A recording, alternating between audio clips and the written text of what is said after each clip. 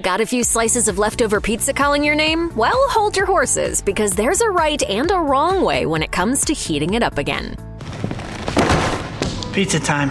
The stove is a useful option if you only have a couple of pizza slices to reheat, as skillets tend to be super handy and don't take too long to heat up. There are two ways to go about this method. The kitchen recommends finding a pan large enough to fit at least an entire slice of pizza. Then cover the pan with either a lid or a piece of foil before heating the pizza on a medium flame. After 6 minutes, the crust will be crispy and the cheese will melt from the steam trapped inside the pan. Food 52 adds another step to this method. Once you've placed the pizza over medium heat and crisped up the crust for a couple of minutes, you should add a few drops of water to the pan before covering the slice with a lid. Reduce the heat to low, and just a minute or two later, you'll have yourself a pizza slice that'll seem like it's fresh out of the oven. Considering that an air fryer is basically a mini version of a convection oven, you can absolutely use one to reheat your leftover pizza. Popular Science recommends placing your pizza into a cold air fryer before setting the temperature to somewhere between 360 and 400 degrees Fahrenheit. The exact temperature and cook time will vary based on different brands of air fryers and the toppings on your pizza. Let the pizza heat up along with the air fryer for about 5 minutes. It should come out with a crispy crust and melted cheese. Since there's no preheating required, this is one of the quickest ways to get a hot slice of pizza in your hand. The one downside to this method, however, is that air fryers are small and can likely only reheat one slice of pizza at a time. Considering that pizza is baked in an oven in the first place, the most obvious way to reheat it is to pop it right back in there. An oven is also one of the few appliances that can actually fit an entire pizza inside if you need to reheat a ton of it in one go. Mamma mia!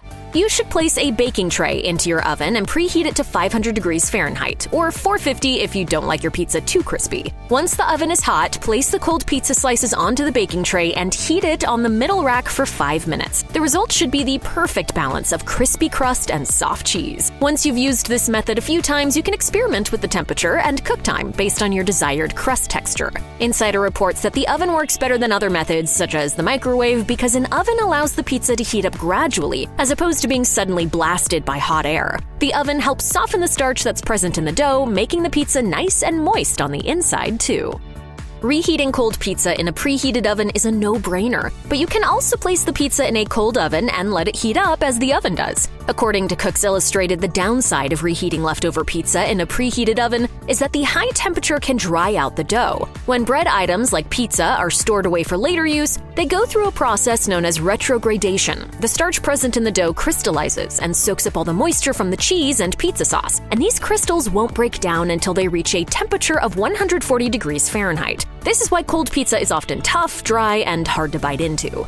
It's almost pizza. Pizza that's practically pizza in every way, except for a few key ones. But when you place leftover pizza in a cold oven, it heats up gradually, allowing moisture to break down in the dough so your pizza becomes soft yet crisp. The site recommends placing the cold pizza in a baking tray covered with aluminum foil. Doing so will allow the moisture to get trapped within the pizza and prevent it from drying up. You should also place the tray on the lowest possible rack in the oven so enough heat is directed to the bottom of the crust to make it crispy without burning the toppings.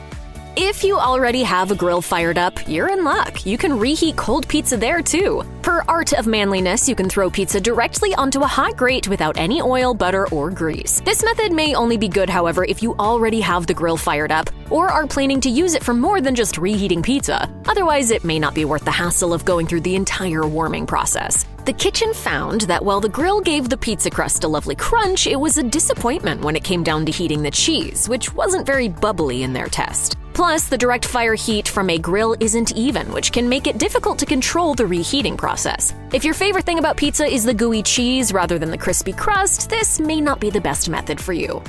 Despite the fair warnings against using a microwave to reheat pizza, there's no denying that it is by far the quickest and most convenient method. If you have no option but to use a microwave, there is a way to lessen the damage while doing so. Place a mug of water next to the plate of pizza in the microwave to help the pizza heat more evenly. The idea is that the water absorbs some of the heat, so the cheese can warm up without fully dehydrating the crust in the process. Popular Science says this trick still doesn't result in the best reheated pizza, but it's a step up from microwaving without any water, so that's something.